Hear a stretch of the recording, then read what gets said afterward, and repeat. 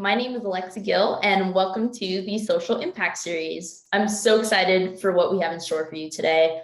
I just recently graduated from UC Berkeley this past May, in fact, and after interning with Adobe this summer, I was excited to return full-time as a diversity and inclusion program specialist. Now that I'm at Adobe, I know firsthand and am proud to work at a company that is committed to building a diverse and inclusive creative industry, which is why we're a founding sponsor of the 3% movement. And in fact, Adobe was the first brand to be certified by the 3% movement.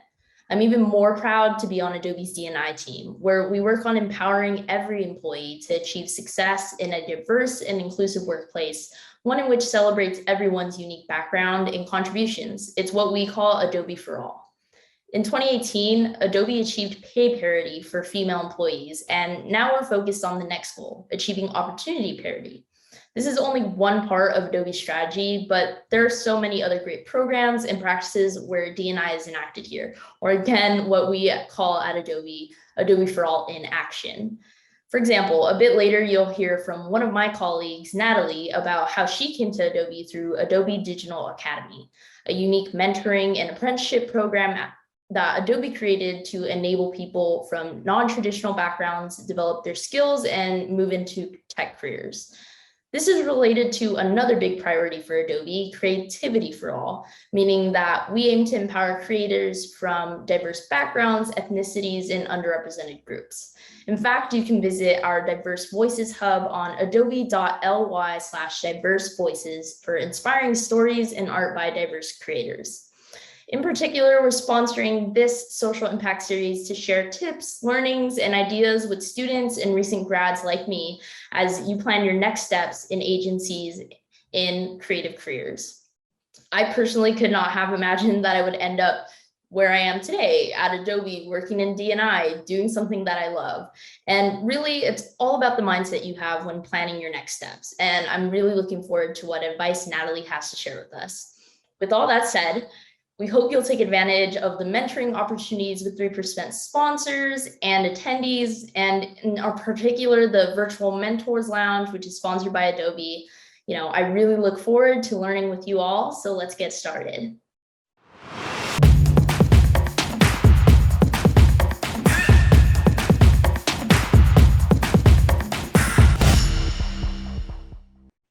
Hi, everyone. My name is Alexa Gill, and I'm a Diversity and Inclusion Program Specialist here at Adobe. Thanks for joining us today for our talk, Navigating the Workplace, Moving from a Limitation Mindset to a Growth Mindset.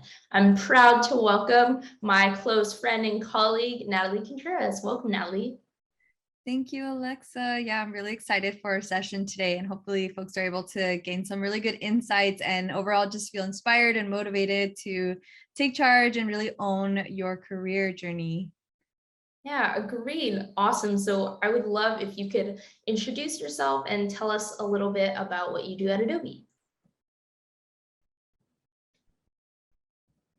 Most definitely. So yeah, thank you for hosting the space. Really excited to share with you all. So again, my name is Natalie Contreras. I am currently the program manager for the Adobe Digital Academy program, which is a more or less two-part program with an educational component and an immersive bootcamp, as well as the potential for an internship. And our ideal goal is to really upskill folks into career switch non-traditional pathways into tech. That can be a pretty interesting and sometimes daunting process, but the aim for the program is to really facilitate those opportunities for folks who are ready and open to growing, learning about themselves through the process, and overall really thinking about the tech ecosystem and how we can contribute greater diversity of thought, different perspectives into those spaces, incorporating some of those learnings onto new teams. So I'm really passionate about what I do. That is the background that I'm in, but I'm also a multimedia creative. So I have creative outlets in different digital art forms that encompass video, photo, documentary type and traditional art forms, as well as dance and cultural. So I kind of bring all that with me into the role that I'm in. and we can talk a little bit more about that. Currently, I'm based in the San Francisco Bay Area. I was born in the Mission District, so really excited to be out here connecting with community. And also due to COVID, this opportunity has also allowed for me to connect with more teams and more individuals across different states, including globally. So it's an exciting time. Definitely. Thanks for sharing that. And I think, as you said, we'll get into a little bit more of your background and like what got you to your role today. And I agree that if anything, our, virtual work environment that's been COVID over this past, almost 2 years, it feels like now, has definitely opened up so many opportunities. And I think that it really speaks to what we're talking about today, like our change in mindsets from limitation to growth mindset. So thank you. I'll move on to my first question. So I guess backtracking a little bit from your role today, women are often asked the question, what do you want to be when you grow up? And I know that you and I have talked about this question before, and we've talked about, what has been your response to that question, Natalie, but also how would you recommend our audience answer this question now? And like, what are your thoughts overall about this question? No, that's so important, because I think that as soon as I hear that question, I think about the first times that I was asked, what do you want to do when you grow up? What do you want to be? And that's a really heavy question, especially when you're younger. So it becomes kind of a staple to, oh, people are asking me about my life direction. Well, do I actually know my life direction? But more importantly than that, I think it's one thing to ask somebody, what do you want to be when you grow up? But we seldom are asked, okay, I heard what you said, you want to be this. How are you going to do it? I don't think that that gets communicated enough, and it moves us into being an observer and actually taking charge and taking control of that journey for ourselves. So I would say, hey, what do you want to be when you grow up? Oh, I want to be an artist, or maybe eventually I want to be a creative director. And the questioning shouldn't end there. We should ask, okay, tell me how you're going to do it, because that changes you from an expectation that something magically is going to appear for you, which I think, especially for women, we're kind of really put into this position that things are going to be a certain way just because. But I don't necessarily think that we all the time are instilled with the like, well, you better go out there and get it kind of mindset. So I think that's the difference. And I really would invite everybody to see themselves as an active, I had a teacher once that shared with us, like, you are the most powerful person in your life. No one is more powerful than you. For your own life, it's you. And so I think that those two kind of viewpoints go hand in hand to really address that kind of question. I love that. So to recap that for all those who are watching, it's not just what do you want to be what do you want to be when you grow up, but also what steps are you going to take to get there? And so I love that. What is your answer to that question then, Natalie? So what did you say when you were asked, what do you want to be when you grow up? And like, what steps did you take to get to where you are now? Most definitely. I think I mentioned this also, that when I was younger, we would play the game of life. So there's the different tracks. You can be, I don't know, a carpenter or a police officer or an artist. And everybody would ask me, well, what do you want to be? And I would always think about the artist card, had a little beret with a paintbrush. And I could visualize that. And I said, I could do that. And eventually, I went through traditional kind of schooling tracks, but I didn't feel fulfilled all the way. And the whole time I was like, I'm doing this, but is this what I want to do? Why do I keep getting called back to this other idea of doing something that would fulfill me, that's related to creativity, right? In any form. And so I heard one time that, something is a passion for you when it comes back to ask you to think about it some more. And I really do feel that. So for me, what it looked like was, at the time I was working 2 restaurant jobs. So I was working as a server. I was taking transit into the city to work my jobs. And yes, I was able to sustain myself, be independent, pay my bills. And in the Bay Area, it's very costly. So I went that avenue because it's what made sense for me at the moment.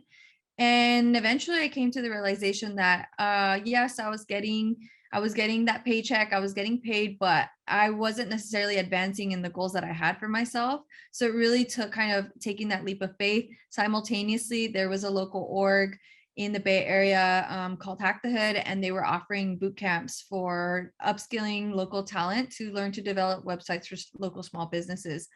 I was excited to get paid to do that. I wanted to learn that skill. I knew being in the Bay and close to in proximity Silicon Valley, not necessarily having easy access to that space, but seeing an opportunity of how I could learn to be in it. And I took it and I ran with it. And that opportunity led me to the next. I now manage the Digital Academy program, but I actually am a program alum. So I went through this as well myself. And I will say that it was really important for me to keep that kind of vision and perspective open for me, even though things were challenging and I wasn't necessarily entirely sure of the outcome. I was just leaning back to trust the process of it. And it wasn't the easiest, but I know that having that guiding light of like, is this the space you want to be? And the answer for me was yes. So it really took thinking about what do I need to do to get to the next point? And which I'll also say, we tend to lean into the deficit mindset. Oh, I would do this if I had. And honestly, those are excuses. In my opinion, there are circumstances, but what I really always have encouraged my peers or even students that I've taught is start with what you have, where you're at, to get from where you are at currently into where you envision or where you want to go. And that really changes the dynamic even for your own motivation. So I hope that answers that question, and we can definitely deep dive a little bit more on that. Yeah, no, I love that. And like, I think there's, again, so much we could take just from what you said right there, that, there's so much that, an individual can do with what they have right now. And I think even society tells us, and especially us as like young woman, young POC woman of color, like people who are not normally in these professional or creative spaces, like this is why we're here at 3% conference, to be talking about it and making light of the situation, I guess, I think is really important. So I appreciate that advice. I think, that kind of leads me to my next question. What connection do you think there is here between, increasing representation of women in roles as creatives or as professionals and advancing equity and inclusion? Because I think, like I just mentioned, you bring up a really great point that sometimes we can be in a deficit mindset, and especially with our identities in the background, that might also be something that kind of affects our mindset. So that has happened to me in the past, like not ever imagining that I'd be able to get to the point where I am now because I didn't have the same resources, or, I watched TV and movies and I didn't see people like me in roles that I envisioned for myself. So yeah, do you think there's, what's the connection there for you, and like, what's your take on representation in these industries, and how can we, advance it? I'll say this. To have a seat at the table, you have to make sure the table's built first. So I always start with, maybe if there isn't the space, maybe not entering into that area and expecting for there to be space for you. Where we go, we make space. And so really seeing ourselves as, hey, I might be the first person here, but the foundations that I set is going to create a ripple effect outward and affect other individuals. And having me here will also become the magnet that attracts like to like. And so what I like to also mention, especially for folks that go through Digital Academy, is that a lot of the hiring practices across the tech ecosystem specifically, and in certain professional roles, are all based on referral systems. So you could be as qualified as the person next to you, but what's really going to be the thing that drives that opportunity for you is going to be who you know, and who knows that you know what you know. So the more that we can step up into those roles, and the more that we can step up and assume our power, that seems like such a charged word, but it is. The more that we can step up into that power, then we create those bridges, those dynamics, so that the next person is able to have a little bit more streamline and a source of kind of that they can also cultivate their own strength to find that their own personal power as well. And also recognizing that really unique time where we have a lot of catching up to do, but I feel like as somebody, as you know, somebody who identifies as like many different intersecting identities, like we carry those things with us into the work that we do. They're not separate. And so I really like what you mentioned about having these identities and the way that we take up space and the way that we enter into rooms is important here. And what is having inclusive environments, like how much joy can you bring to the work that you do, and how does the people that you work with influence or add to that, or contribute to you feeling like seen, heard, and that you want to be there, right? What are the opportunities for growth? I think all those things are pretty interconnected. And more than anything, if you're bringing folks with that kind of mindset and thinking, that's going to bring long-term not just long-term gains for the community and the culture, even within the workplace, but how we relate to others as well in our day-to-day lives. And so I think that it's a great time for us. I don't think that there's been a better time for us really to kind of make these strides in this space. So I'm excited because personally, from my own accounts, I am always tuning in and specifically seeking resources. Who's giving these talks? Where are the women of color at? Where are the women at? I need to hear from them, because when I hear from them, I finish that session and I leave with a little bit more, what is the saying? Fire under, like, or air under my wings, fire under my wings. And I really do feel that.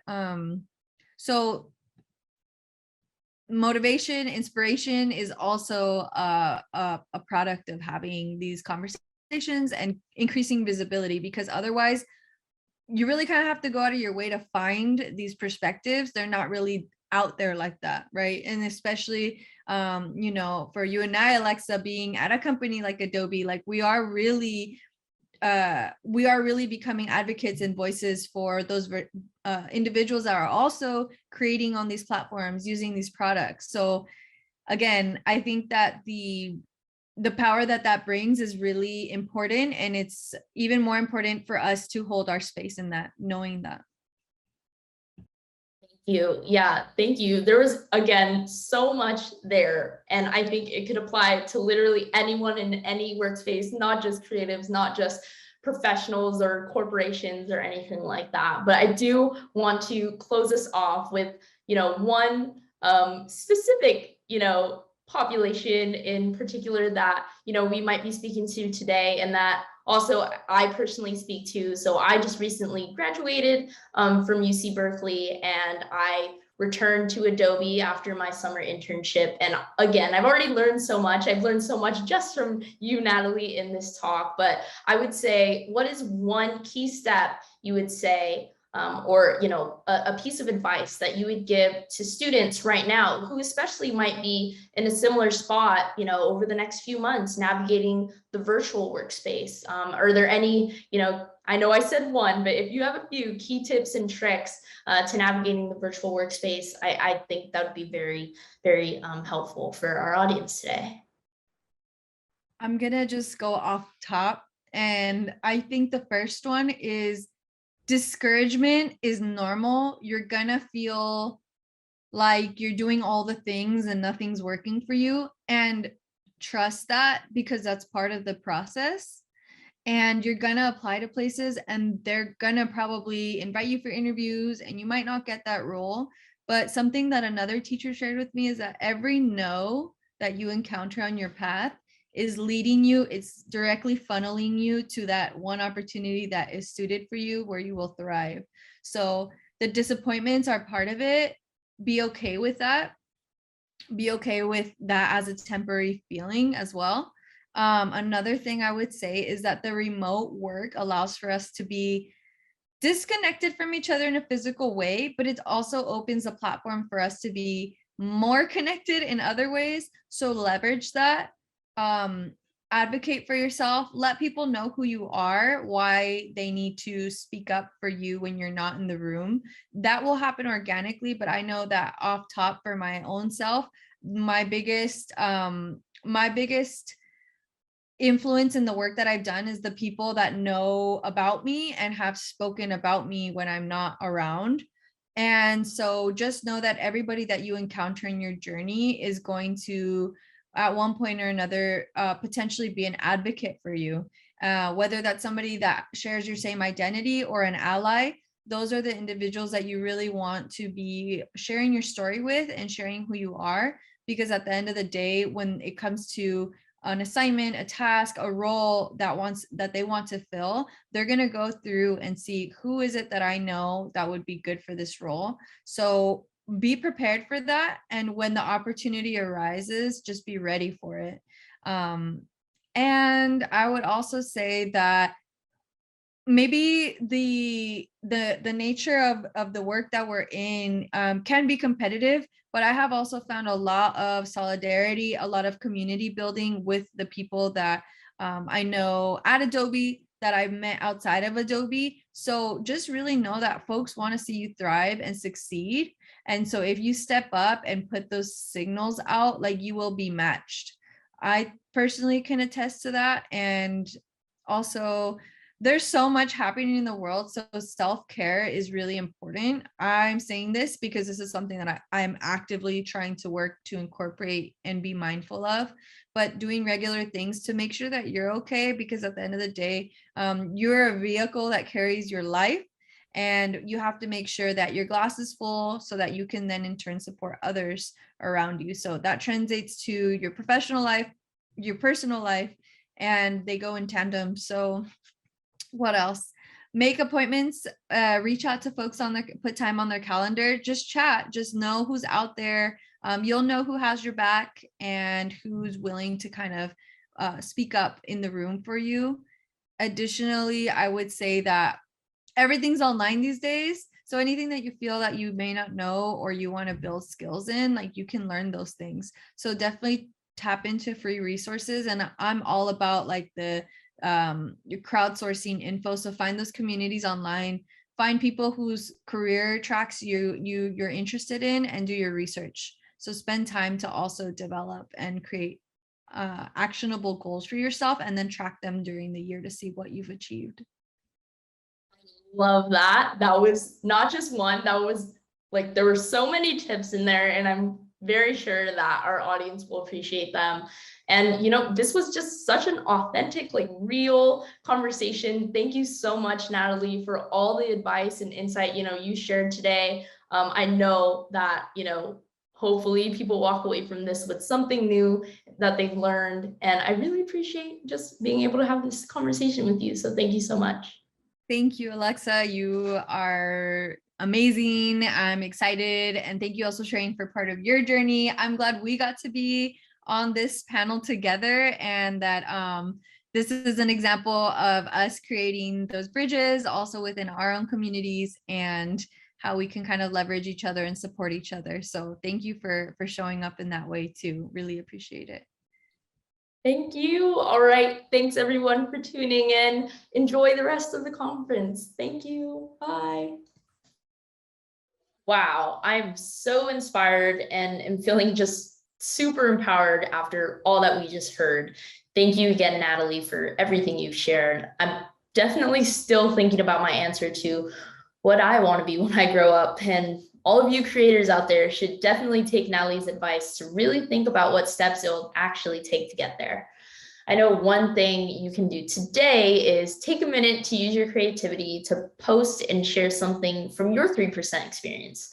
Your digital swag bag gives you access to Adobe Photoshop Express. Love this. So please take a minute to capture an image and share something that inspired you here at 3%.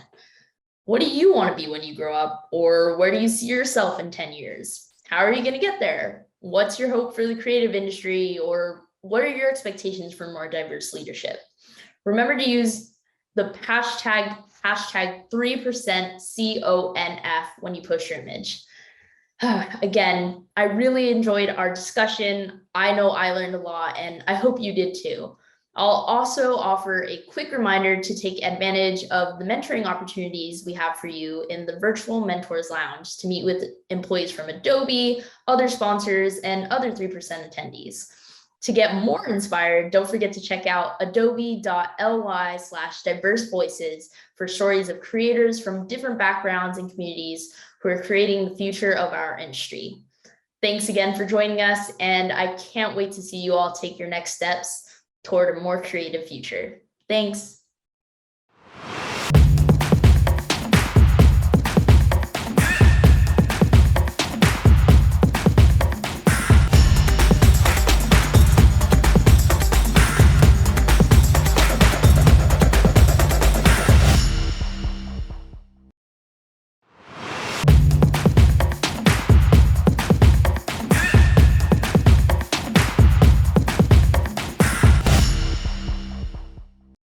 Hey everybody, I'm Dominique. I'm a creative director at Spotify.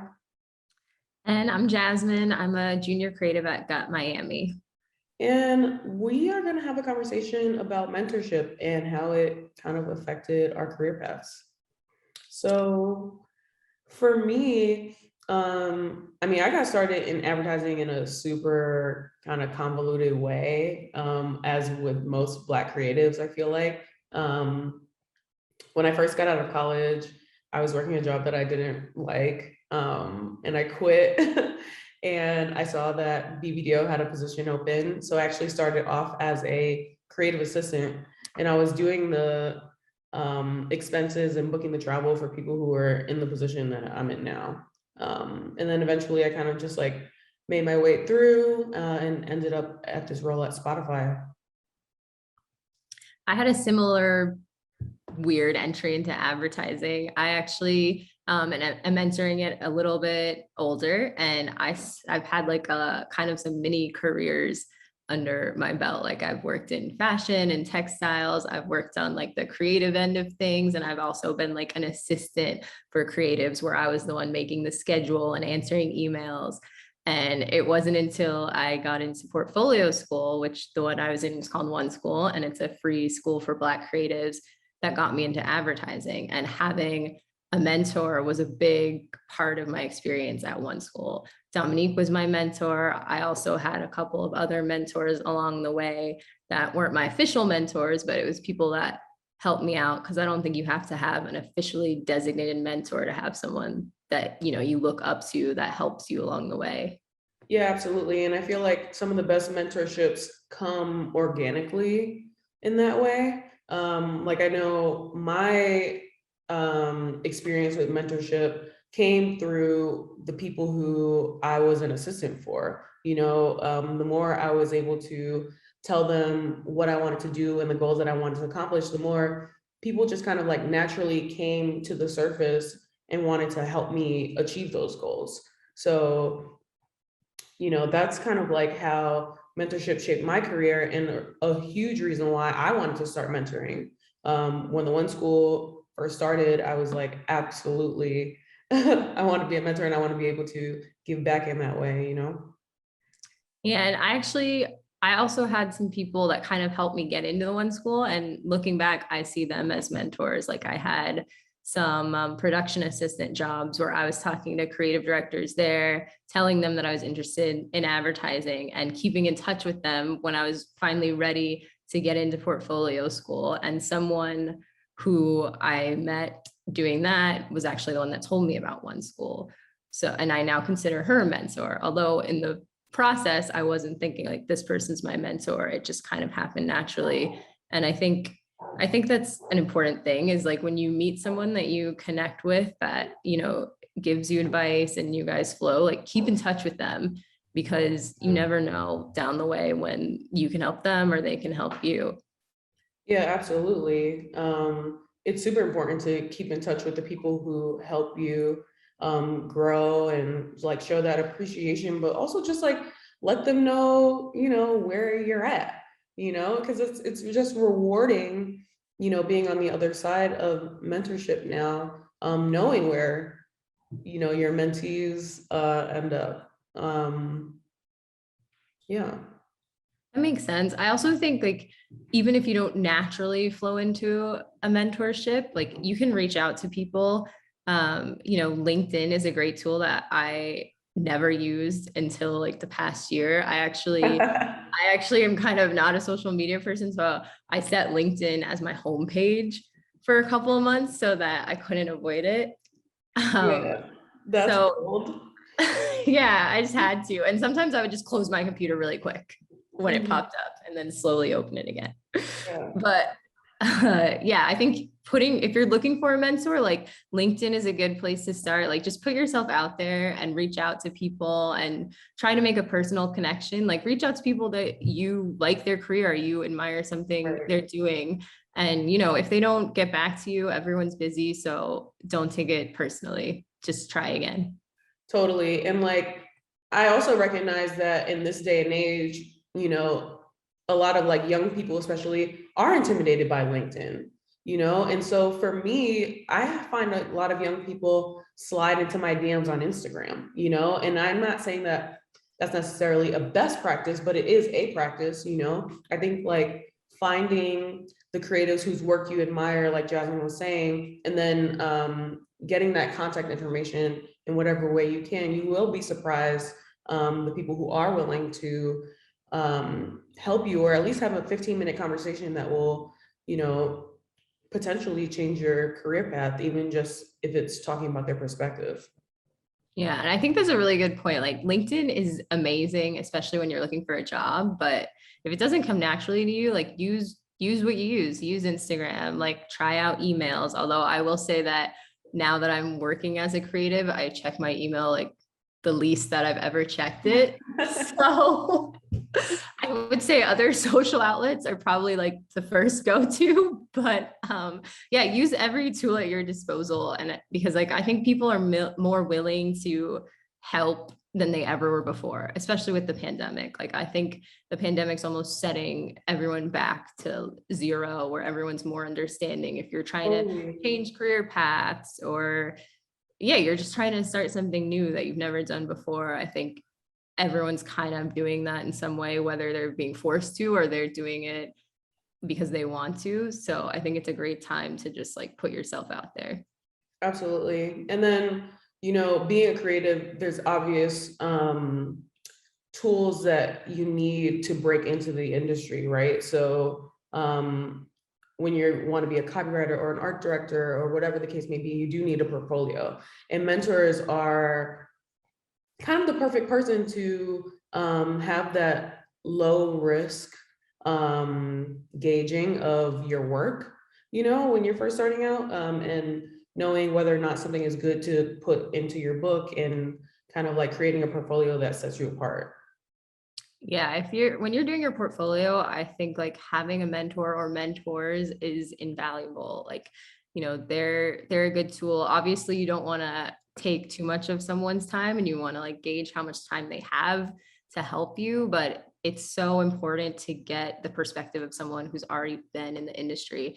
And especially if, your mentor is someone who has a career that you would like to emulate, then you definitely want to get their perspective, because they're the ones, that are like looking at incoming hires that you potentially want to be. I also think when you're doing a portfolio, it's important to get your mentor's advice, as I was saying, but it's also important to not listen to one person 100%. Yeah. Like, ask different people, but also advertising is so subjective, is what I've learned in the past couple of months. So absolutely. Yeah, your mentor might hate something that you put in your book, but if you really stand firm behind it, I say put it in. Not every project, but if there's one. And you need that diversity of thought, right? Yeah. Like you need to have other creatives who come from different backgrounds and different, walks of life, take a look at the same piece of work and give their thoughts based on, where they're coming from. So it is important to not just get one person's opinion, and hopefully, through mentorship and reaching out to others, you'll be able to get all those different perspectives. I think like when it comes to setting doing a portfolio that kind of like sets you apart, you really want to try to get your creative voice as soon as possible. You know, if you know that you're someone who kind of works more with dry humor, for example, how does that come through everything that you do? You know, you're a textile designer, you know, there are ways that you can bring the things that you do outside of work through, you know, the work that you do in work. I like to work with multimedia, and I do that just like kind of like on the side, like doing collages and things like that. So when it comes to the work that I do at work, I'm trying to do it through that lens and make sure that when someone sees a piece of work, they know that I worked on it, you know? Yeah, I definitely feel that. I mean, I primarily work as a copywriter, like that's my official title, but I also do textiles. So for my portfolio, even though it was mostly about copy, I also tried to bring in like color and print with like the fonts and the title pages. So yeah, I think it is really important to lean into like what makes you different. I also will say that like when that difference stands out in your portfolio, that's going to be what hiring managers want to talk to you about. Like I talked to so many more people about my textile background than I did about my writing background. Yeah. Yeah. Right. So yeah, totally. And like, and that's so true, because I look at portfolios all the time, and I'm not only looking at the work, I'm looking at who you are as a person, you know, like, is Jasmine or is Dominique like just a copywriter, or do they do other things? You know, like I want to see a 360 view of who you are, because at the end of the day, the goal is to hopefully bring your entire creative self to work, you know? And so if your portfolio, you know, let's say just shows your work, I'm seeing more and more portfolios now that not only show the work, but maybe show what you're doing outside of work, you know, like show your weird meme selection, shows your like your high school's like band video that you dug up on YouTube and stuff like that. And I think that like the more you can see that 360 view of that person as a creative, the better you have a chance of sticking out in the sea of portfolios that creative directors are reviewing day to day. that makes sense. Since you just picked a bunch of students for a portfolio program, so were there certain things that really stood out to you as really great? And were there things that stood out to you as like maybe not the best? Yeah, I mean, it's very like everyone starts out at a different level, you know, and it's it's different for everyone, you know. Some of the portfolios that stuck out to me were the weird ones, you know. There were some kids who like superimpose different versions of themselves in their video. So there'll be like 3 of them talking at once, or one person put a video of them playing the saxophone right in the middle of their application, which I thought was like super interesting, because it gave me that like 360 view of them, you know. I think that when it comes to portfolios too, like maybe like some not good practices are try to cull down as much as possible. You know, ideally your idea should be able to be said in one sentence. You know, what's the headline of your idea when you're really thinking about it? You know, have that catchy name for your idea, and then cull it down to what is the idea at its core. You know, you should be able to really do that in one sentence before you go into the execution part of it. So I think like having that name, having that headline, and then having the execution is probably the best way to structure a portfolio when you're going into it. And okay, this is, I don't know if you're allowed to answer this, but when people are looking at portfolios, do you actually look at each piece, or is it really important to put the best ones in the middle and the beginning?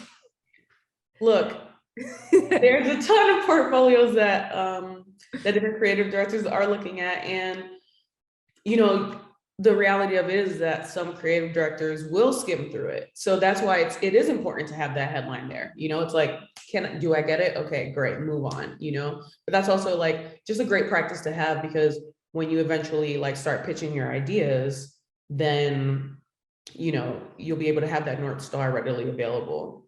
And again, like mentors will be able to help you cull those things down, find your voice, and also, you know, give you the confidence to put yourself out there and have those presentation skills and things like that.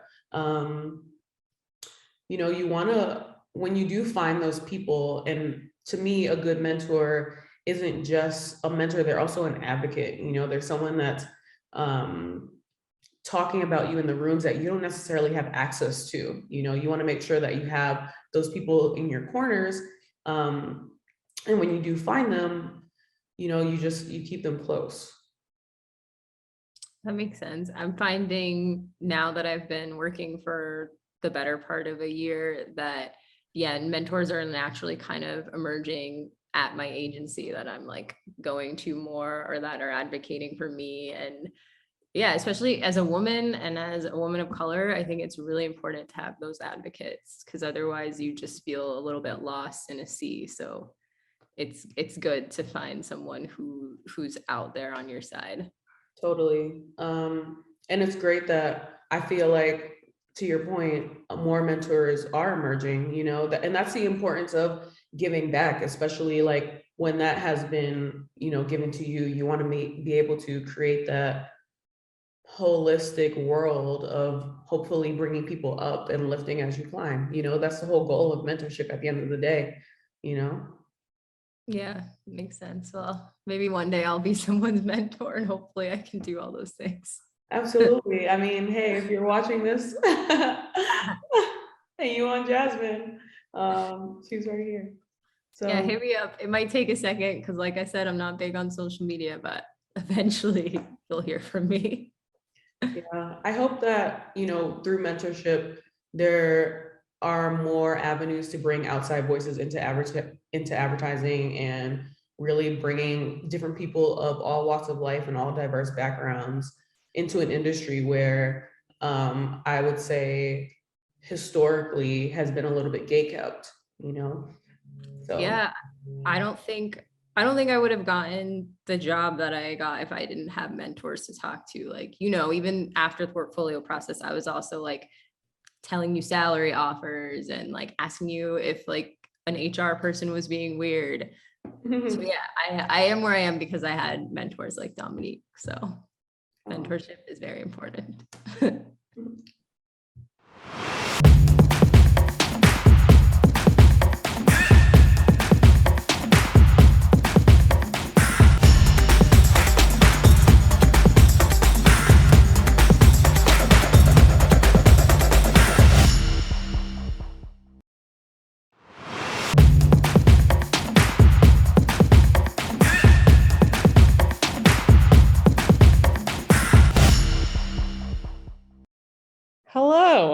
Hello, people who are not actually on our Zoom with us right now because we're recording this beforehand. Welcome to our 3% talk. I'm Carrie McKibben, president and partner at Mischief. Hey guys, I'm Bianca Guimares. I'm a partner and executive creative director at Mischief. Thanks for coming out.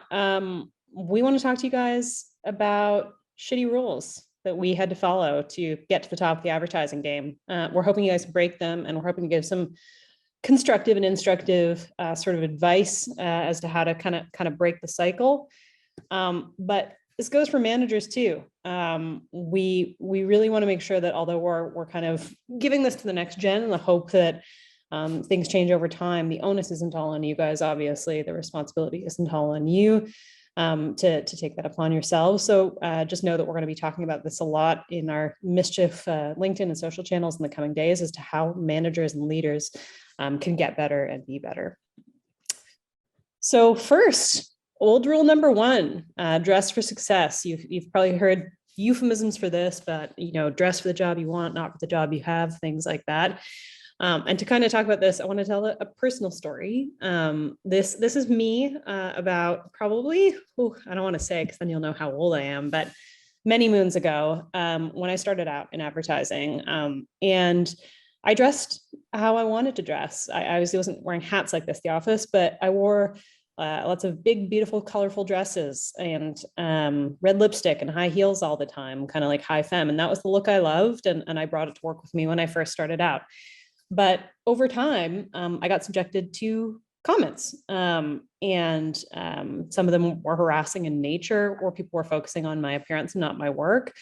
So skip to a couple years later, and I was dressing in sensible blazers and things to take the attention away from me, and so that the focus would be on my work and not on my outfits. And really, I was kind of trying to control the situation by changing myself. And we see this a lot in the business that for women in particular, it tends to be open season, and especially other non-cis folks, open season on the kinds of attire that they wear. This, as an example here, walks in with twist out day 2. One of my supervisors says, "Oh, it must be crazy hair day." So women, but women of color in particular, are subjected to this kind of thing. And the problem is, I don't know if you guys have heard the Kobayashi Maru. It's a Star Trek reference if you're not familiar, but it's an unwinnable scenario. There is no win. So either you're dressing too femme, or you're dressing too butch, or you're not dressing femininely enough. Maybe if somebody thinks that there's a particular feminine definition of what they think, a woman in the office should be wearing. All that to say, the onus is not on you to change your clothes, within reason, obviously dressing professionally at the office. It's on management. It's on whomever it is who has a problem with your clothes to change their thinking. So new rule number 1, instead of dress for success, is wear whatever you feel comfortable in, wear whatever the fuck makes you happy. And if you get challenged, challenge back. Confront the situation head on, because you have to remember that one person is not the whole company. There may be somebody critiquing you or making an offhand comment. That isn't necessarily representative of the whole agency. So don't be afraid to call out that kind of judgmental behavior. And if you feel insecure about it, which is like totally normal and natural, because it shouldn't have to be on you to have this conversation, role play the conversation with an advocate or mentor. If there is somebody that is going to be doing this kind of thing to you, then pull somebody aside and say, "Hey, I'm not sure how to have this conversation, but what this person is saying is making me feel uncomfortable." Bring somebody else into the equation. And if that doesn't help, address more broadly if needed. Again, because one person is not the whole company, use your tools, talk to HR, talk to another leader, because it's not okay. And this is something that shouldn't be a part of what we have to deal with as we grow into the business. B, you want to take this one? I'll hand it to you. Yeah, I'll talk about the second rule. So second old rule is you have to act like one of the guys to play with the guys. So we all heard that, right? And here are some quotes, like specifically this first one here on the left side. "They think I'm the chill girl who gets it. No, I'm the normal girl who buries it." That's like very typical, right? You try to it's the cool girl trope. You try to, either be the cool girl who can play with the guys, meaning the girl who pretends to like drinking what they're drinking, or like do and talk about whatever they're talking just to fit in. And you're perceived as like, she's the, one of the cool ones. Or you're the bitch who complains or calls stuff out. You basically you cannot win. You're either burying your feelings or you're being ostracized. And that has to change. Work culture should not be segregated, to be honest. And this is something that we need to stop doing. We need to make sure that people are aware of what's happening, and both like leaders, just everybody, like we need to make sure that we create a culture that's inclusive. So, if you're a dominant gender, you should pay attention, read the room, shift the conversation, and be more inclusive. So let's talk about those are kind of part of the new rule, which is challenging gender enclaves and cliques. So do women and non-cis men feel welcome? You have to ask yourself that in any conversation, being like part of the leadership or not. Like, look around you. Do you feel like in the situation you're creating, the environment that you are building, is that making everybody feel welcome? We've been talking about this. If work is discussed, it's a work event. Like, so basically there's a lot of like, oh, it's like the ECDs hanging out with like a few CDs and then some other people in the team, but it wasn't work. We just kind of like went to hang out on the weekend. That's a work event. You're just like, talking about work, if you're talking about work, it's a work event, basically. It's okay if you have like friends in the department and it's like, it's fine. But in general, people can feel excluded, and people can feel like, they're now getting the updates from like some events that all the dudes kind of hung out on the weekend, and things that they discussed or talked about, and that's not okay. So we have to change that. And then the sort of like another new rule under the same thing that we're talking about is the fact that you need to be mindful and read the room, like I was saying before. So if it feels like, you're the dominant gender in that room, and the conversation is not being is not everybody in the room is being able to participate or understand or relate to it, shift the conversation, be inclusive, make sure that everybody's involved. It's very important. And sorry, before we move on to the next one, I think I can jump in on this a little bit. TV is like, if work is discussed, it's a work event. A couple things on that is that I have found, at least with me historically, I have a lot of stories of those kinds of things. It's like, oh, it was just a guy's poker night or things like that. Or it's like, oh, we just went all out for drinks, but it wasn't a work event. And that's an excuse. And it's an excuse to create an exclusionary culture and an insular culture where it's at the expense of others. An example of that is early in my career, I was at an agency where once a year, the leadership, which at that time was all men, would take a trip to Cape Hatteras, and they would go golfing and they would go windsurfing. And I was like very junior at the time. I was probably about 7 levels away from, being president of the company or whatever it was. But I knew in my heart of hearts, I'm like, no matter what, no matter how senior I get at this company, I'm never going to Cape Hatteras because it was all guys, it was a guys trip. And so understanding that, having that intuitive understanding, I knew that my ability to really sort of succeed within that company and ascend to a leadership level was fundamentally limited because they had created an exclusionary culture within leadership. Or you would change who you are, right? Like kind of what we're saying before, you would be like, you'd learn windsurfing, you would research all about it, ever like, the place that they're going, or like really act like, you belong there and do something that you maybe you're not into, or it's not for you, but just so you can like show that you're the cool girl, that you can like come in and like enter their world when like it's inappropriate to be doing that kind of event for like, as like the thing that you do to just whatever, to celebrate the winnings or whatever. Exactly. So next one is never go above your boss. So, chain of command is kind of like what this is called, right? Like always tell your manager first and then escalate it and so on and so on and so on. It's like, that's all fine and good until you find out that your boss is toxic or like at worst an absolute sociopath. And I don't want to scare, you folks in the audience. If you're young people in school or things like that, I want you to scare you off of advertising. We're making it sound like it's a very dangerous place, but it's actually a great career for many reasons. But yeah, I won't linger on the Christian Bale gif any longer. There is though a trend with toxic manager behavior. You hear some, social proof of that, things from Fishbowl, from Twitter, things like that. And there's nothing that feels worse for a person on the team really than a leader or a manager asking, did you speak with so-and-so about it first? Well, of course I spoke with so-and-so about it first. Of course I spoke with them first. Or no, I didn't, but I've spoken with them about the same issue 10 times before to the same result. Or no, I didn't, because I've had similar conversations and I know exactly what the outcome is. When you get asked this question, it feels really accusatory. It's like, usually, when that manager or that person, if you've gotten to know them well enough, that they're going to bully you, or that they're going to gaslight you. So as a manager or a leader, your role really here should be to be supportive and not ask this question, but instead say, thank you for letting me know. How can I help? And the thing is, like, advertising is not the military. Like, it's supposed to be a fun business, and respect between manager and employee, or respect between teammates even, it's a two-way street, right? So as opposed to like never go above your boss, rule number 3 is find your mentor, your coach, and your champion. And the advice that we're giving here is because the most important thing in not sort of having this problematic issue with your boss in the event that your boss turns out to be toxic is not being an island with just you and your boss. If they're the only person in leadership or in a leadership role or role of responsibility that you have a relationship with, then the company will see you through their eyes.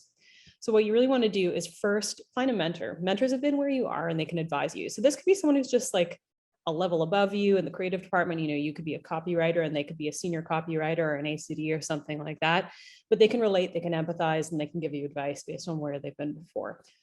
Coach is somebody who provides you with more formal training. So a coach is somebody who in your discipline or even outside of your discipline in the business that, you know, you could be in creative or you can be in accounts. You could go to a strategy person who's more senior and say, hey, could you give me some professional coaching? You know, I'm just wondering if you could give me, say, for example, tips on how to be better presenter in meetings, or if you could give me a little bit of training on how to better formulate my thoughts when I'm offering a POV, things like that. So, you know, versus a mentor, they won't just offer you guidance, but they'll offer you more formal training. Sorry, this is perils of Zoom. My buzzer just went off in my apartment.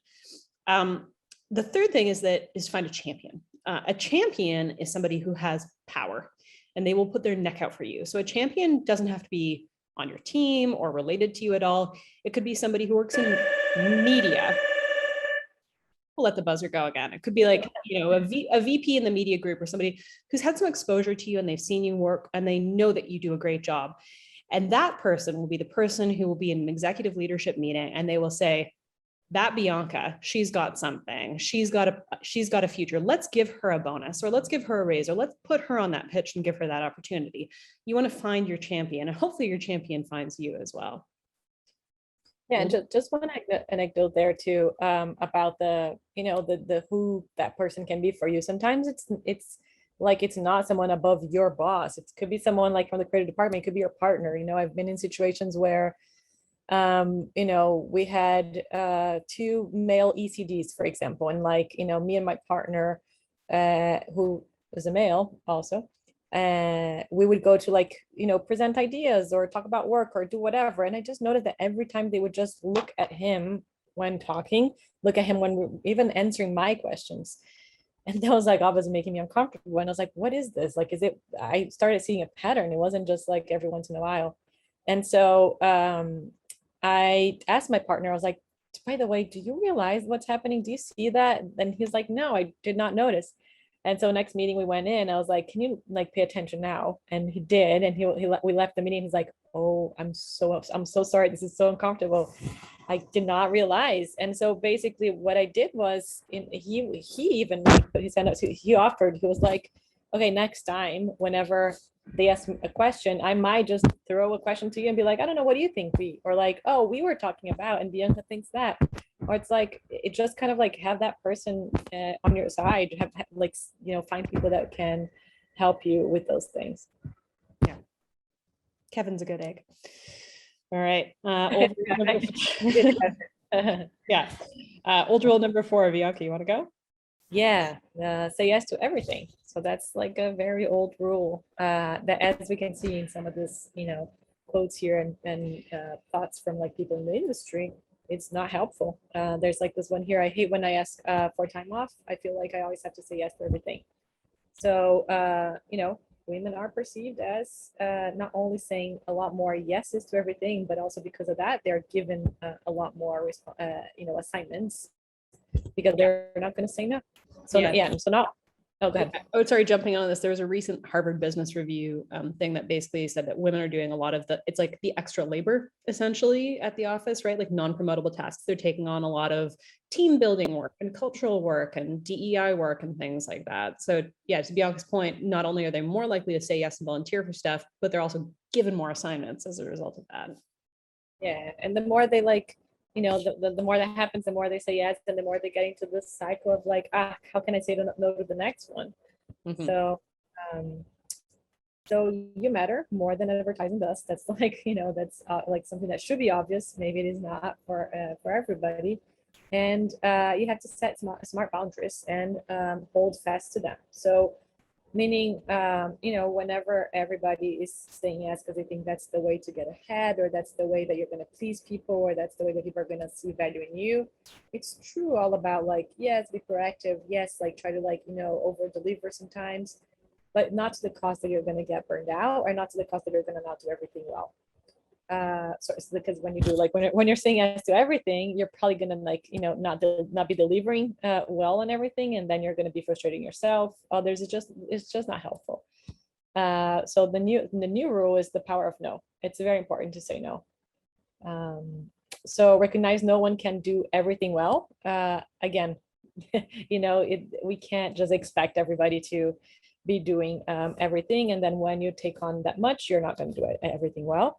You have to realize you have the ability to choose. It's very important. And I think people will appreciate that when you position in a way that it's, I think I want more challenges that are, on the specific, realm, or this is more in line with my career objectives. Here's like, why I think this is not right for me, or here's what's happening. And I'm afraid I'm not going to deliver it to the quality of my, the quality of work that I'm used to. And everybody's going to appreciate the fact that you're saying those things and know that like your interest is the best. So ask your managers to help you prioritize and also be selective. If you don't know, if you're like, just basically, I'm not sure exactly what I can say no to, what I can say yes, or I kind of want to say yes and be helpful, but I don't know what's more important, knowing that I cannot do everything, ask for help. Just, sit with them and see what they think you should focus on. And then make the most of what you say yes to, then get that thing you said yes and like deliver it so well that they'll see the, you and everybody will kind of like see how it's important, and the result of that no actually brings everybody, it's beneficial to everybody. Yeah. All right. Old rule number 5, man up. So this isn't necessarily, it's not like people say man up to you. It's sort of more a summary thought here for something that I've encountered a lot, which is in my career, I've been given a lot of guidance to essentially, in order to succeed, to be more like a man, to speak up, to be aggressive, get in there, lean in, to, essentially act more kind of like a dictator. But the thing is that there is actual proof, again, sort of white paper studies and Harvard Business Review and things like that, that suggest or illustrate that, the issue isn't, we have fewer, female leaders at the top than we ought to, but the issue isn't like that, women should basically be more like men in order to ascend to the top. Actually, women, naturally speaking, may have skills that suit them to be better leaders. The issue is that they're like too many incompetent men at the top. So maybe women don't need to lead more like men. Maybe men need to lead more like women, basically. Like instead of women leaning in, maybe men need to lean out. And the thing is that like, what's kind of sort of most tragic about this, I guess, is that people are usually giving this advice trying to be helpful. So, they're saying, oh, just, do this thing and basically, act more like a guy in order to get to, places where guys historically have been. But you can't prevent sexism by perpetuating sexism, by saying that you're negating essentially, or you're saying that women, aren't suited typically for leadership and that they have to kind of take on or adapt guy-like qualities in order to do that. Yeah, that specifically, reminds me also of when I was looking for a partner. It was a while ago, but I didn't have a partner, and I just put a list of like creatives that I thought were great, a list of like names, and I sent it to our recruiter, and like, I was like talking to the people in my department, just saying like, yeah, I'm like, I'm starting to interview. Here's what I'm thinking. Have you heard of that person? And then some people flagged to me. They were like, oh, you don't want to hire a woman because you're going to be the woman team. You're going to be like 2 women, and that's going to mean you're not going to get put on like, the sports briefs. You're not going to get some of the like cool stuff. You might start like, getting put on accounts that are not or jobs that are not the like the sexy stuff. And I'm like, oh, I mean, I was like, huh, okay, that's good advice. Thank you. But obviously that didn't sit well, or I was just like, is that really the case? I mean, maybe that is the case. And I went to talk to a few other people and pick their brains, even including my boss. I went to him and I was like, do you think that, by hiring a woman, like I'm going to have less less opportunities? And, I was fortunate to have a good boss. And obviously he said that would never be the case. And I decided to go and hire the women that I thought were the best, like out of the candidates, like that one woman who actually like, rose to the top. And I went, and we made an offer and ended up not working because of like other issues, visa issues. But I think that's an example of like, the not preventing sexism by perpetuating sexism. So they were trying to help me, but that would just be like, perpetuating the issue. Yeah, it's misguided help. Basically, it's like, that's the kind of help, thank you, but I don't really want. So new rule number 5 is learn to lead with your strengths. So don't command, or don't feel that you need to command. Empathy can be a very powerful tool. As a leader myself, I find that when I understand, I oftentimes say, about sort of building relationships with clients as an example, is like, build empathy. If you know why they're frustrated, if you know where they're coming from, maybe something's going on in their life, or maybe their boss is really coming down hard on them, then you can build that empathy and have a better relationship with them, and that leads to greater success. And being the listener versus being the loudest, this is sort of like leading through consensus to some degree, and it doesn't mean that you may not sort of choose to go your own route as a leader, but if you're listening, you can take all viewpoints into account and ultimately make an more informed choice, when you're moving ahead with something. And then finally, lead through inspiration and transformation. Women tend to sort of win hearts and minds versus pushing people in a certain direction. It's a very effective sort of collaboration style in groups if you're not a leader, or a leadership style as you're ascending kind of through the ranks. So this is sort of like, just play it like you feel it, I guess, would be the biggest thing here. B. Yeah. Old rule number 6, kids will mess up your career. So, I mean, there's like 10,000 quotes and people talking about it. And like, if I get asked this question a lot, because I have a son, Carrie has a son, they're both named Theo.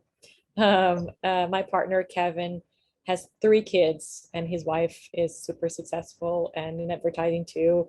It just, it's obviously something that we want to break that rule and make sure that no one is even thinking about it. Like, that your job is just a job. Your life is, a lot more important, and clearly there's a way to do it. So if you want a family, prioritize that. We're not saying like have a kid. Some people might not want a kid, and that's totally fine. But you need to build a family if and when you're ready to. Don't think about your job like you're close to promotion. Maternity leave is gonna like set you back. Whatever it is, does not matter, and it should not matter. And I promise you're gonna regret if if you make decisions about like your job. Look back, I looked back in like 6 years ago when I didn't take a trip that I should have, because I wasn't an important assignment that I was excited about, that was going to miss something. And then I needed to focus on, and I didn't go. And I'm like, what assignment was that? Nothing is going to change your life in that way. You're going to be tired. Sure. I'm often tired, but you're going to be a better manager. You're going to be better, not just manager, you're going to be a better creative account person, planner, whatever it is, because you're going to have a different perspective on life. You're going to know how to manage your time better. So yeah, parenthood can make you better employer and employee and manager. You're not the boss of your biology. So it's not something that you can be like, well, let me put this away put this out for 10 years, and in 10 years I'll revisit the situation when my career is not whatever. You never know. There will always be something interesting happening, and always a project that you're interested in. And we have a biological clock in a way. Thankfully, there's some other ways to for things to work around your timing, but just make sure that that's not a work decision or work related decision. And for leaders, it's very important that we shed the stigma. It's very important that people understand that we would never, if anything, to me, I value the perspective of someone that's a mom or a dad, someone that I know that they're gonna put the time to do the work that they have to do, and then do everything else that they have to do with their kids. And a lot of the times I think we, even as leaders, sometimes I'll be like, okay, I have to take my kid to school, but I'm just going to say it's a doctor appointment because taking the kid to school is not a priority. And that's not okay. The leaders need to be saying out loud, oh, today I'm going to be late because I'm going to take my kid to school, or today we had a doctor appointment and I went for ice cream after, so I'm not going to be back for the rest of the day. And by doing that, you're going to show everyone else that it's okay to have a kid. It's okay to have all of those to prioritize them as well, and work is going to be there. It's going to be yeah, women talk a lot about the fact that they feel like they need to hide the fact that they have a child. like it's like pretend the kid doesn't exist. Like there's some sort of like magic dust. So that's something Bianca and I've talked a lot about like making sure that we as leaders are really vocal about the fact that our kids are an important part of our life so that we can normalize it for everybody else. The last one is play nice. We see this a lot. I've gotten this a lot historically in my career of like, I wrote an email and I was told that I sounded bitchy, and I'm like, oh man, really? Like I reread it and I'm not sure I'm hearing that myself, or, you know, I write an email, then I write one later and I put some exclamation marks and a happy face in it. And then I hear, oh, it just really didn't feel professional. Like we're just not, you know, it doesn't feel like a senior leadership email, or it doesn't feel like a professional client email. And kind of like the outfits thing, you know, the Kobayashi Maru reference before, it's like, it's bullshit. It's impossible to answer because you're damned if you do, you're damned if you don't. Like you either, you know, if you flower things up, you're told, you know, you're being too nice. If you sort of take that away, you're being told you're too bitchy. And it's kind of like this tone police situation. So the thing that we're trying to communicate here is that it's not your responsibility to fit a broken mold. All of this is about this kind of like impossible expectation of what the perfect, usually woman, what the perfect woman in business sounds like, acts like, behaves like. It's management's or your company's duty to pour a new mold for you. So the new rule number 7 is meet the occasion, not the expectation. So trust that your first response in a given scenario may be the right one. If somebody is being unfair or unkind, or if there's something that you need to push back on, push back. Don't be hesitant. Don't sort of negate what you're feeling. Or similarly, if there's something that feels like it requires celebrating, don't be hesitant to celebrate because you feel you may be judged for being, you know, too friendly. There are other things too, where, you know, I've even seen examples, I think, of some of the social proof that we had there around a woman who didn't wind up getting hired because they were looking for more maternal energy in the candidate. Again, damned if you do, damned if you don't. So just be yourself and trust your own response. And then in turn, again, challenge what needs challenging and do it in the moment. I oftentimes with my team talk about what I call teachable moments. In this case, it's like teach management. If somebody is tone policing you, or if somebody is saying, oh, you know, we're going to bring you into this pitch because we need more female energy in the pitch. Say, oh, what do you mean by that? Help me understand. Female, why do we need more female energy? Oh, you know, just ask probing questions. Usually people will be so caught off guard, they'll be apologetic, but if somebody digs in their heels, you can always escalate at the next level.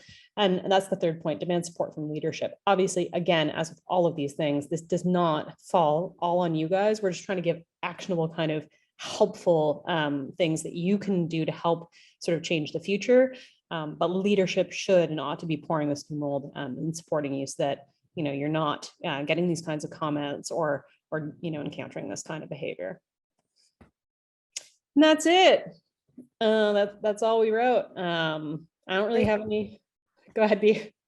I said, let's break all these rules. Yeah, let's break all these rules. That's kind of the parting thought is, you know, you guys are going to be the future. So break the rules and find the people who will help break them with you and who will be, you know, your helpers and your voices and your mentors and your coaches and your champions. And thanks, 3%.